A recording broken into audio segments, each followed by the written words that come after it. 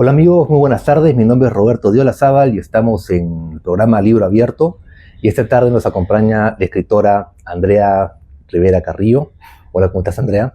Hola, muy bien, gracias por invitarme otra vez. No, gracias por venir. Sé que has estado un poco delicada de salud, pero gracias por acompañarnos. Quería hablar contigo sobre tu última obra publicada, El Remanso. Una chica que va a una comunidad que es ficticia, ¿no? Regresa a su pueblo, pero es un pueblo ficticio. Es un pueblo ficticio. Totalmente. Pero con situaciones muy mundanas, ¿no? Muy cercanas. No podría calificarse como un libro de fantástico. No. No. ¿Y tus obras anteriores han estado relacionadas a la narrativa fantástica? Creo que sí, mis primeros cuentos están más cercanos a lo fantástico, sí. Esa es una novela más realista, es creo un thriller psicológico, suspenso, algo así. Uh-huh. ¿Cuánto hay de ti en el personaje principal? No, para nada. ¿Nada? No. Cuando te pregunten cuándo, cómo y dónde, responde Casa Tomada, Librería y Café. El lugar perfecto para comenzar el día con una taza de café. Comparte tus mejores momentos en nuestro cálido local y vive una experiencia única en donde podrás leer tu libro preferido, contar historias, brindar con tus amigos y disfrutar de nuestra cafetería. En Casa Tomada, cada tarde podrás probar las mejores pizzas italianas. Te invitamos a Casa Tomada, Librería y Café. De lunes a sábado hasta las 10 de la noche. Avenida Petituars 3506 San Isidro. Estacionamiento gratuito para autos y bicicletas. Llámanos al 967-888-648. Encuéntranos en redes sociales. Casa Tomada, Librería y Café. Bueno, creo que hay 3 personajes principales, que son Amelia, la protagonista, Val, su esposo, y Lía, la huésped que llega al remanso. Uh-huh. Bueno, es una historia que nació en realidad hace mucho tiempo. La tenía como que rondando ahí hace años. Creo que es una historia que ha sufrido varios cambios a lo largo del tiempo. Inicialmente, claro, yo le escribí como un cuento corto, o no tan corto, pero un cuento. Un cuento que, claro, no superaría las 15, 20 páginas. Uh-huh.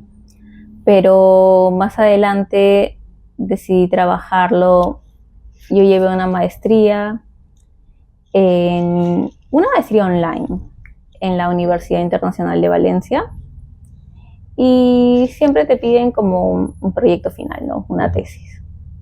Entonces yo tenía esa historia que la tenía un poco abandonada. Nunca quise publicarla porque yo sentía que tenía el potencial de ser más una historia más larga o de trabajarla más. La trabajé obviamente con asesoría. Investigué un poco más al respecto porque tiene mucho de lo que es la psicología del personaje femenino protagonista que narra la historia. Y siento que es un personaje que tiene tal vez algunos indicios de psicopatía. Entonces a mí me encanta ahondar en estos temas de salud mental. Uh-huh. Están narrados desde su punto de vista, entonces yo dije, ¿cómo voy a narrar una historia desde el punto de vista de una psicópata? Qué difícil.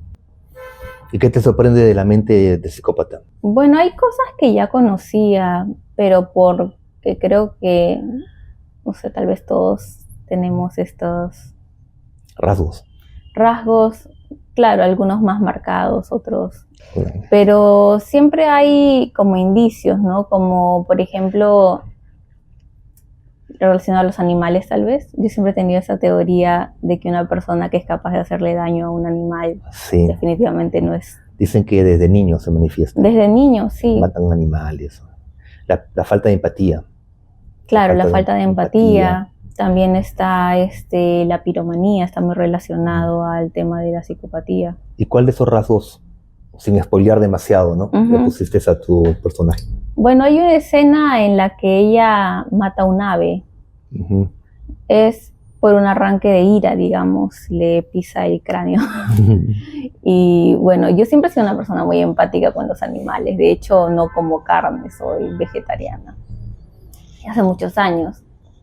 Y a mí siempre me ha llamado mucho la atención cómo alguien puede ser cruel con los animales, ¿no?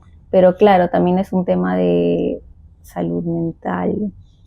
Y sí, en realidad puse varios indicios, como el tema de tal vez las mentiras, la falta de empatía, claro que ya lo mencionaste, pero también hay una escena en la que hay un incendio repentino y a ella le preguntan, obviamente los bomberos, la policía, qué fue lo que pasó. Y nunca digo si realmente fue un incendio provocado o no, pero se deja ahí la duda, ¿no? De qué fue lo que pasó.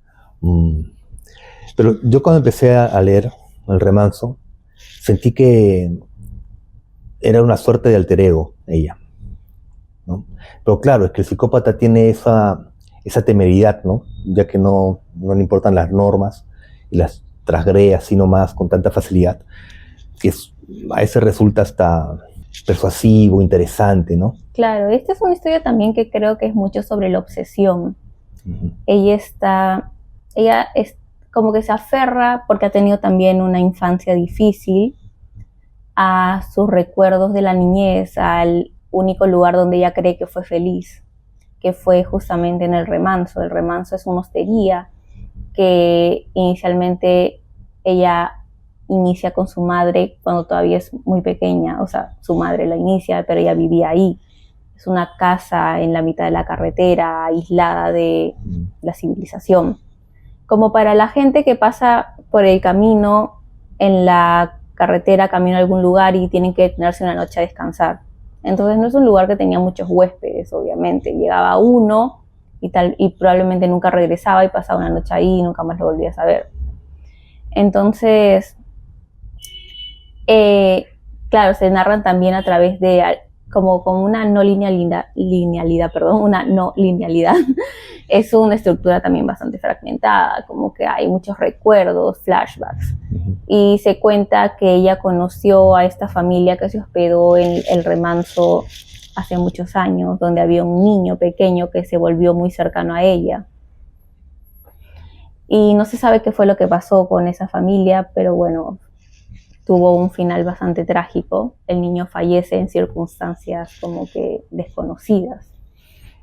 Para, bueno, no spoilear mucho, ¿no? Sí.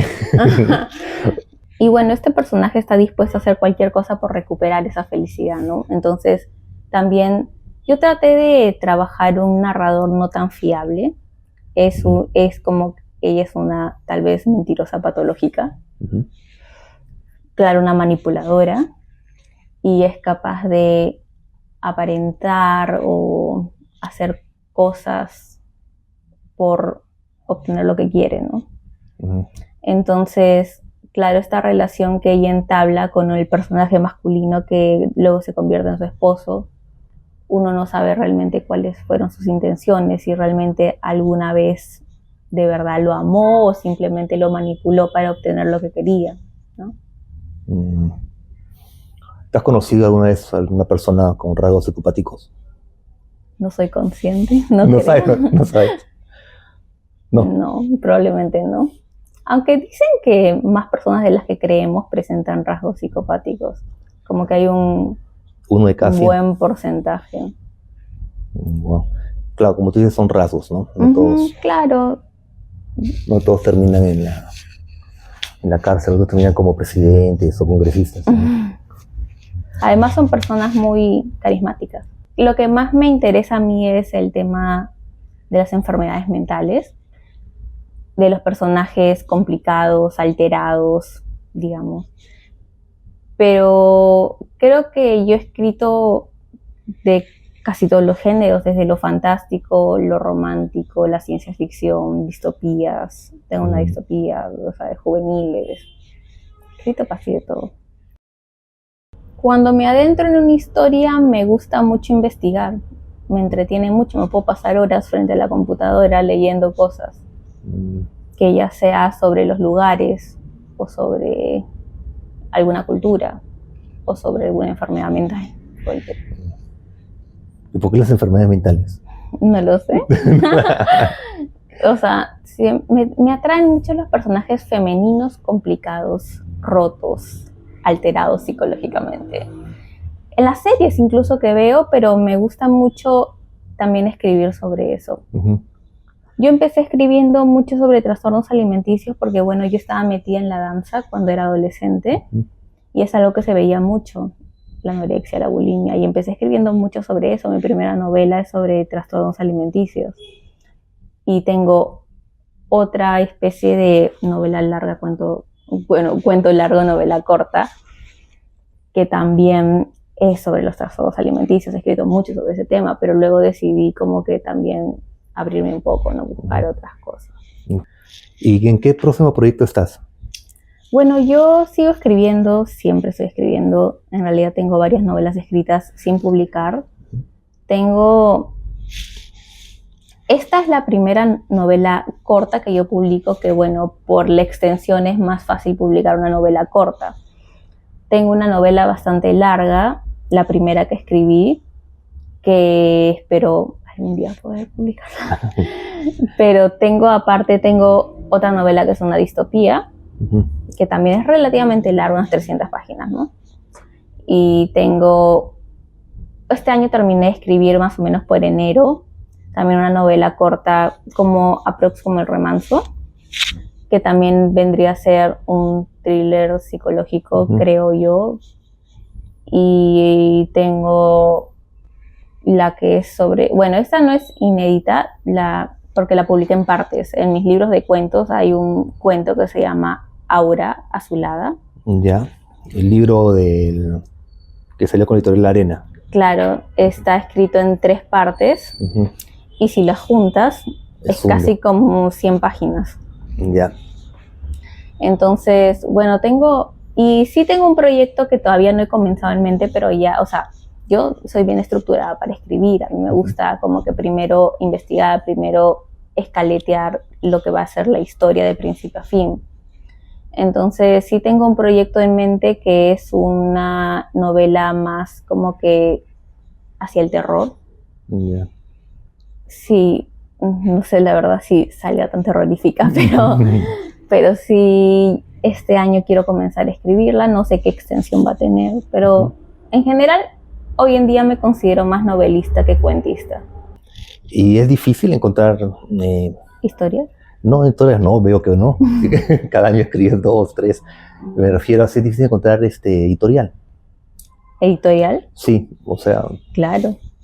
En realidad, es la tercera editorial con la que publico. No sé si sea lo ideal, he estado saltando de una editorial a otra, por supuesto. Pero no tuve la mejor experiencia al principio. Y, o sea, claro, lo más difícil es la parte de, obviamente, el marketing, hacerte conocido, llegar a la gente. Yo tengo una cuenta en Instagram que es mi cuenta no personal, sino más bien como escritora. Y acá publico cosas solo relacionadas a mis libros y trato de a veces hacer reels o hacer en TikTok. Yo no uso mucho TikTok, la verdad. Pero lo uso solo para publicar cosas relacionadas a mis libros. Porque me dicen que la clave son las redes sociales, ¿no? Sí. ¿Y cómo va? Mucho en TikTok hoy en día. Sí, como que por ahí que un TikTok se haga viral. Y listo. ¿Pero tú crees que eso se va a resumir, se va a ver reflejado en ventas del libro? ¿La viralidad de un TikTok? No lo sé. No sé. Lo que pasa es que no es realmente que yo apunte al público juvenil, pero creo que mis historias sí lo hacen. También a un público más adulto puede ser como que en realidad de todas las edades, pero definitivamente no infantil, ¿no? Inmaduros. Sí, nunca he escrito infantil realmente. Pero sí es complicado como que la gente te conozca, que les interese en tus historias, y es, claro, mi objetivo, ¿no? Que me lean, sobre todo. Tengo muchos éxitos con la editorial Speedbound, que ha sacado esta última obra tuya, El Remanso. Bueno, muchas gracias por estar con nosotros en el programa. Gracias, Andrea, muchos éxitos. Muchas gracias por invitarme y por conversar conmigo. Ya.